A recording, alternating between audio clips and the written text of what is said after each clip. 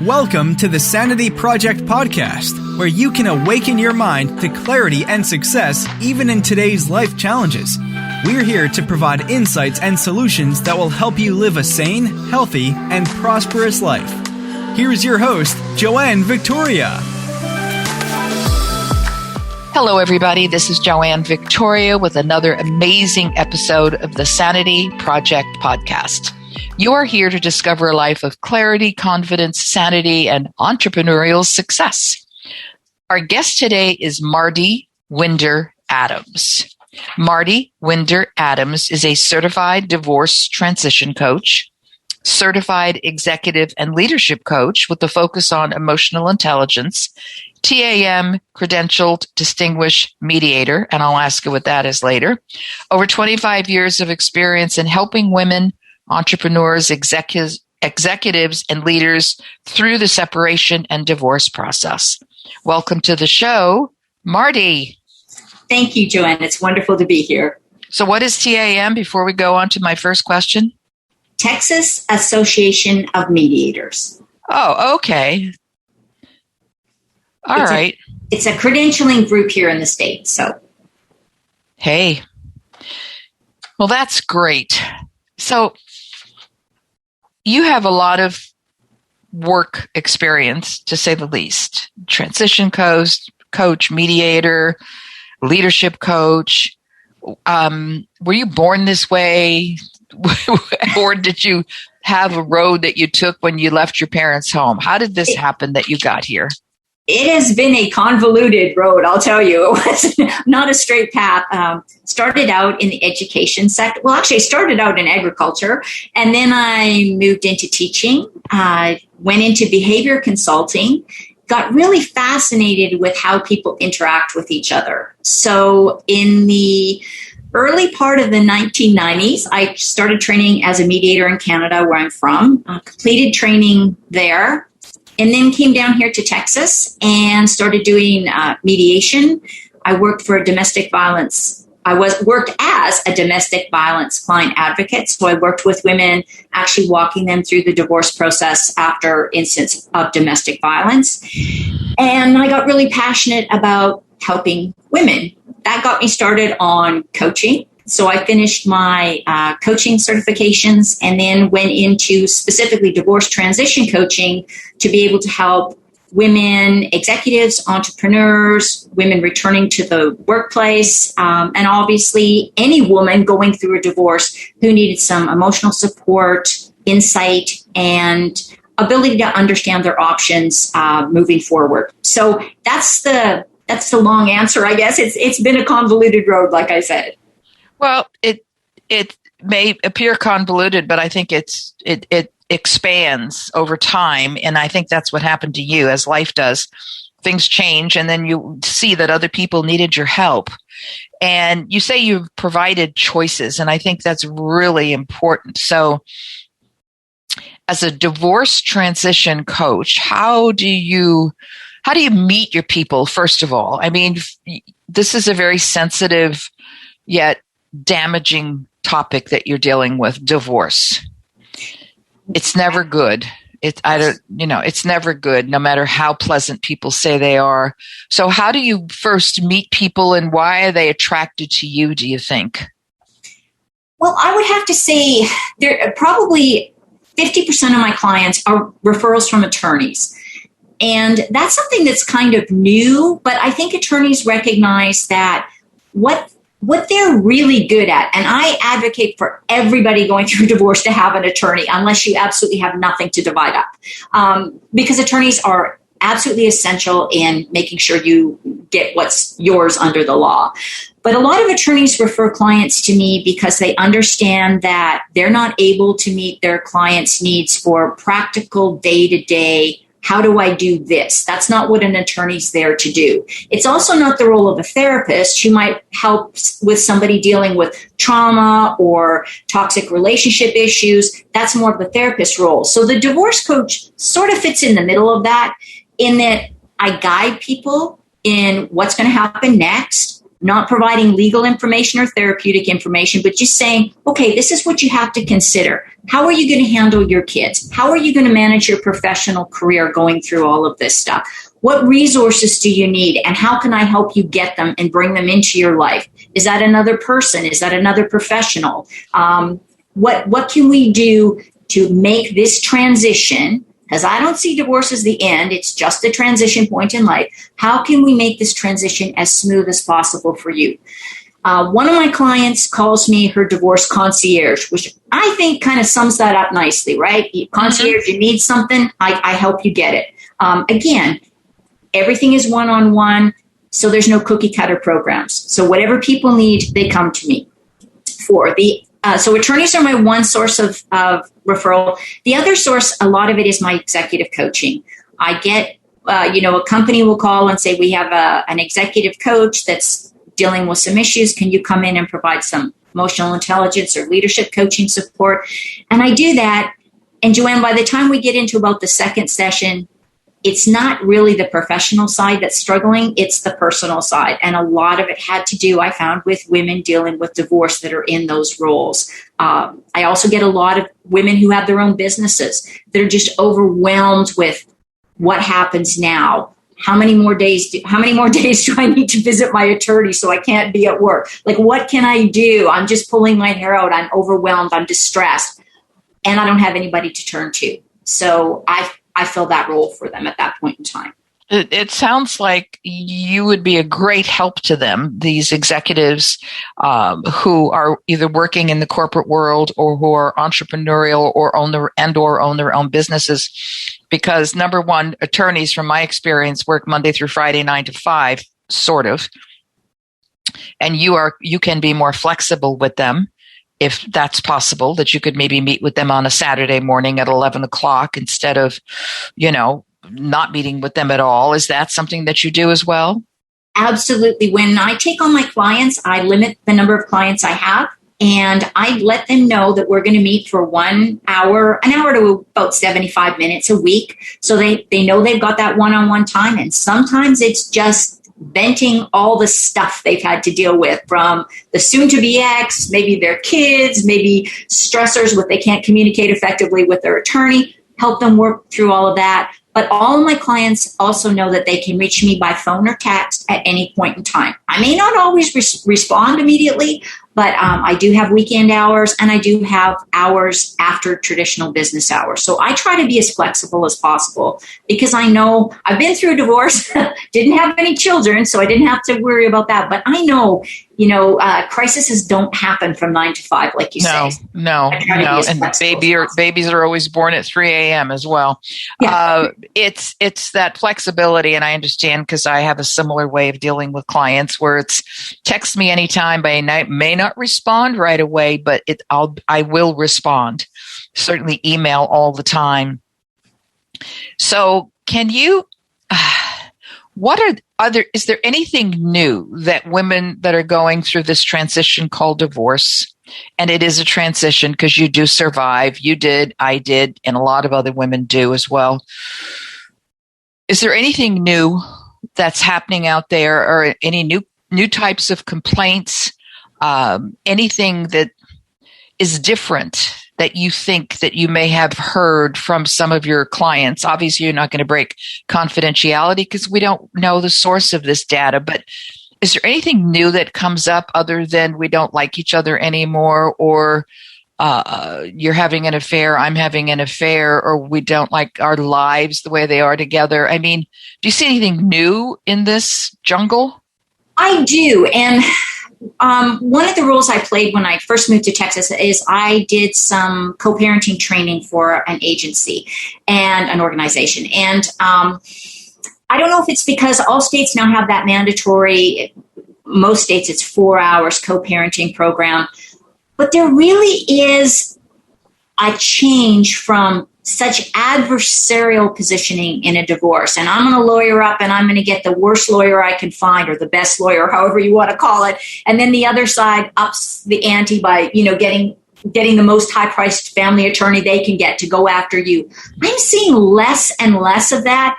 And I'm seeing more where couples are really trying to navigate these waters on their own terms. So rather than immediately going to, the court or the attorney to try to settle stuff, they're more likely to collaborate, to interact, to attempt to have a conversation. Now, I'm not saying every couple, but I'm saying with a lot of the couples I work with, and maybe it's because they're business professionals, so negotiations and communication is a little more in their wheelhouse. But I am seeing a lot more people try to do a lot of that footwork ahead of time, then going to the attorneys, then going through the mediation, and then going through the divorce and then the co-parenting afterwards. And really setting that foundation of, we may not like each other, but we still have kids together, and we're going to have to work on this together for, the court order is going to end at 18, but guess what? They're still our kids. And if they get married at 25, we're both going to want to be at the wedding. So we better get it together and be able to be there and be civil to each other. So it seems like there's more of a long-term perspective on how some people are coming at this now. So less like Angelina and Brad, and maybe more like Bill Gates and his wife, Melinda, who obviously negotiated their divorce way before they got attorneys. Yeah. And I know there's this whole thing about this conscious uncoupling and all that kind of stuff. No. I'm not sure about all that. I don't know how much influence that's had on anything, but I just generally see people don't want to spend, even if you have a fairly large estate to split up or investment, community property thing. Let's say you got $4 or $5 million. Most people don't want to throw $200,000 or $300,000 in attorney fees out the door. People are saying, look, we worked hard for this money. We were together for 10 years, 15 years, whatever. Surely we can kind of work this through and at least come to some sort of basic understanding, and then let the attorneys deal with the fine details. So I'm, like I said, it is a trend. I'm noticing it. And of course, there's the whole collaborative law field that has come up in the last, decade or so. It's really come to the forefront where even the attorneys are committing to not be adversarial and to really work it out together rather than having to go through the court system. So I think that's been another change because now couples have that option to go with the collaborative attorney. Interesting. That's something new. I haven't heard of that. We'll have to call Angelina and tell her about that. Yes. I don't think she's collaborative about anything. I was trying to think of that movie with Michael Douglas where he went through the divorce, and I just can't think of it right now. It has roses in the title. I can't remember. Yeah. Because I just saw her, what was with Kirk Douglas?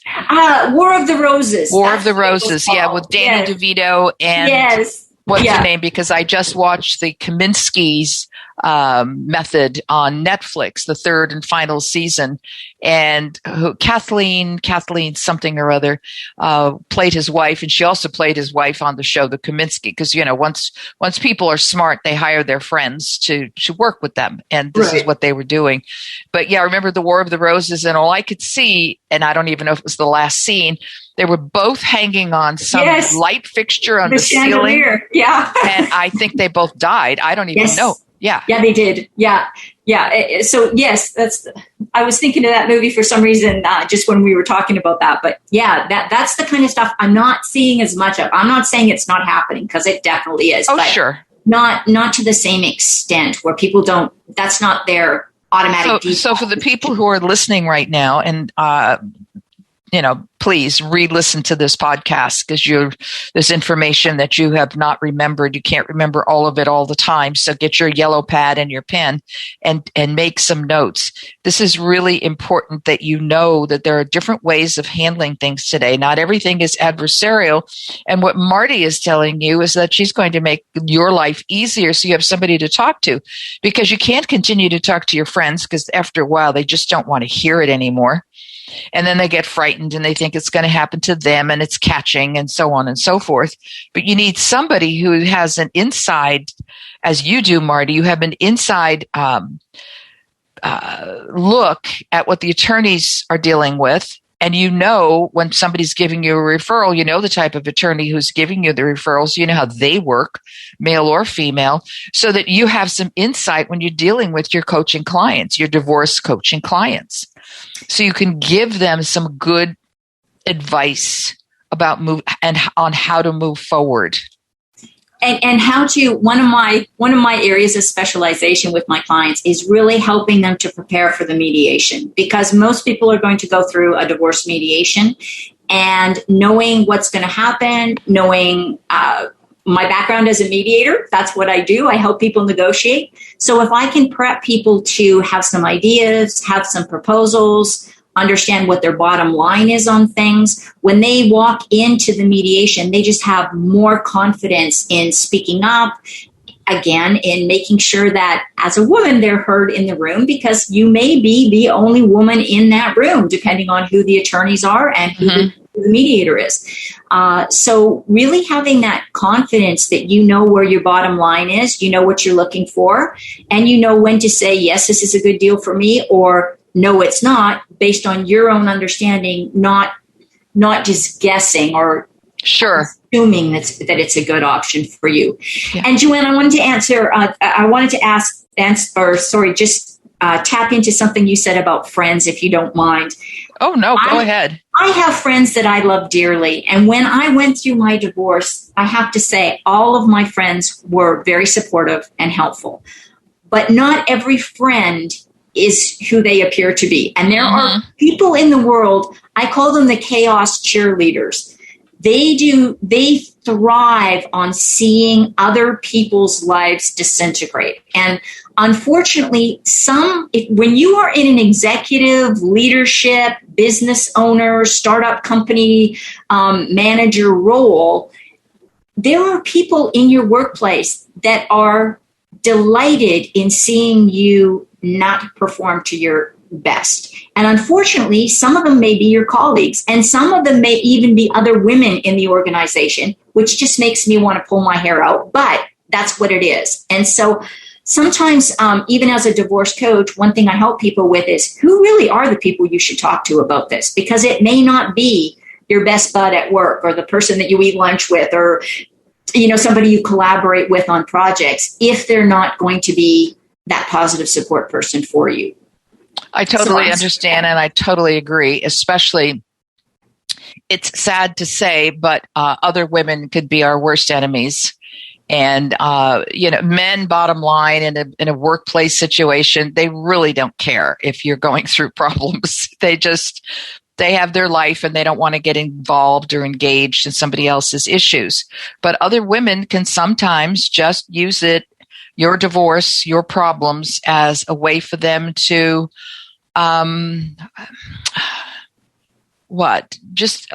add more suffering to it. You need to feel safe when you're talking to someone. And I don't think all of your friends are really that safe. And someone like yourself, you're safe with. I mean, not only are they paying you, and that helps big time for you, of course, but you're detached to a certain extent, and friends are not detached, because somebody always has an issue behind their motivation. There's something always there. You have to choose your friends wisely, especially choose your friends wisely who you're going to share this unfortunate occurrence with, a divorce, which is devastating. It is, and it's deeply personal. And even if they are the best of friends, how confidential are they? How likely is it that you're not going to hear some of this information coming back around the circle in the office? And not that they're doing anything intentionally negative or harmful or spiteful. It's just, we're human beings, and some people are just really excited about passing along gossip as well, So what may not seem like a big personal revelation to them when they're talking to, the next person in the next desk might be something that's absolutely devastating for you to get out in the workplace. So, yeah. Everybody has bias to a certain extent, and you just don't know where their biases are. Absolutely. That's a great way to put it. We are all biased. And as long as we understand how the other works, then it's a different story. But not all of us do that. And when you're in an emotional state, you need a safe place to be it your therapist, be it your divorce coach, be it whoever, your realtor. Realtors hear everything. They do. It's amazing that they do. So have you been able to how do I phrase this? I mean, you have clients, you're divorce coaching with them. How do they feel afterwards? How are they empowered? How do you empower them? I think the biggest thing that I do for people is I give them a chance to consider all the options in a confidential, neutral, safe space. And then when they walk out the door at the end of the coaching session or at the end of the divorce, they can honestly look back and say, I knew what I was doing. I made the decisions that were in my best interest, and I am ready to put this behind me because I've dealt with it. And now I'm moving forward in my life. It's that transition point. And I believe, and the feedback I get from my clients is that they feel that one of my clients says divorce with dignity. And it's a term, it's a phrase, but it's that sense of, I walked out of this, I'm different than I was when I came into the divorce, but I'm not damaged. I've got my career. I feel good about where I am. I feel good about the decisions I made, and I have a plan for the future. And they are off and running. That's the difference, I think, is they don't feel that sense of, what did I do wrong? Why did I do that? Why didn't I think more about that? The divorce coaching gives them that space to do all that work. Yeah, I think that's an empowerment, because they are now in a different place, as you say, and now they can look at themselves. Over time, I think they can look at themselves. It is not so devastating, because you helped them and you heard them, you listened to them. Because the idea of divorce, it's terrible. Yeah. But if you are there as a divorce coach to lead them on a path where they become less damaged over a period of time, until they go to their therapy or live their life, or whoever they decide to get back on track. So how can people find you, Mardi? The best way to get hold of me is through www.divorcecoach4women.com. And the 4 is the number 4. So that's divorcecoach4women.com. And if people want to contact me, just scroll down the page just a wee bit, and there's a schedule a free divorce consultation session. And that really is a free divorce consultation. I'm not trying to sell you anything or market my services. Take a look at where you are, what one factor that's bothering you. We can try to work through that in about 45 minutes, an hour, and hopefully give you some clarity. And then if you have any questions about divorce coaching at the end of that, I'd be happy to answer them for you. Now, also, I saw on your website there was a female therapist and a female realtor. So how do you work with them, and how does that? Actually, there's, and I'm changing that, Joanne, so pardon me, there may be things coming and going on that site right now. I actually have 3 remarkable women that are part of my coaching package. So I have Huda Bach, who is a personal branding and image consultant. I have Mitzi Dadoon, who is a realtor, and I have Susan Butler, who's a certified financial planner. So part of the coaching package that I offer is each one of my clients also gets a one-on-one 1-hour session with each one of those 3 professionals to talk about those 3 specific areas that they may be experiencing in divorce. So how to set your personal brand or image, or how you want to maybe make some changes if you're looking at changing careers or going back into the workplace is Huda's wheelhouse. Susan Butler works with ideas, coaching you through what you might want to consider with regards to financial plans in the divorce and moving forwards. And of course, Mitzi handles questions about real estate and what you might want to be doing with that. She's also a LinkedIn marketing expert. So if you don't have real estate, she's got lots of other things to provide services for. And that's all included as part of the package that I offer. Well, I think that's important. People need to, get their insides, their outsides, and their real estate and money taken care of. Because most women, despite how successful they may be, are lost when this happens. So they need some guidance, and that you provide an entire package. Is there anything that you can tell a woman who is listening right now who is in the midst of a divorce or planning a divorce or thinking of a divorce, what's the first thing that they should do? I think the first thing to do is to reach out for help. It doesn't have to be me, but I think getting professional help early so that you have that clarity in making decisions. People are often surprised. The first question I ask is, are you sure this is really what you want to do? And so the first session or a couple of sessions we have, maybe just looking at that if you haven't started the divorce process, because maybe there's some other things you might want to try before you do this. There's no point, like I say, in sinking $5,000 or $10,000 into an attorney retainer and then changing your mind. Mm-hmm. So let's make sure this is what you want to do. If you started down the divorce path, I think the thing to keep in mind is that there's going to be a lot of questions coming at you when you are at your lowest emotional point that are going to have long-term impacts on your professional career, your relationship with your kids, your relationship with your family, where you're going to live, what your finances are going to be. And you're going to have to make these when you're feeling washed out, drained, emotionally fatigued, just overwhelmed and overloaded. So find somebody that you can talk to. Don't try to do it on your own because it's just too much. It really is. And you can lose perspective on, like you say, there is a light at the end of that tunnel. It may seem like that tunnel's miles long right now, but there are ways to help that. You don't have to sit there and stress and lay awake at night and wonder, what do I do next? What do I do next? There are people out there to help you. That's the bottom line. There are people out there to help you. Well, I want to thank Mardi Winder-Adams for being here today and talking about her divorce coaching for women, because I think it's vital for women who are, entertaining this. And for those of you who want a free book, go to my website at askjoannevictoria.com/podcasts, and you will sign up. You could sign up for the True Self Handbook, a guide to transform your life. I want to thank Mardi for being here today. I think she's answered a lot of your questions. I think Mardi's going to be busy pretty soon. Take care, people. Everybody have a great day. Bye-bye. I hope you enjoyed this episode of the Sanity Project podcast.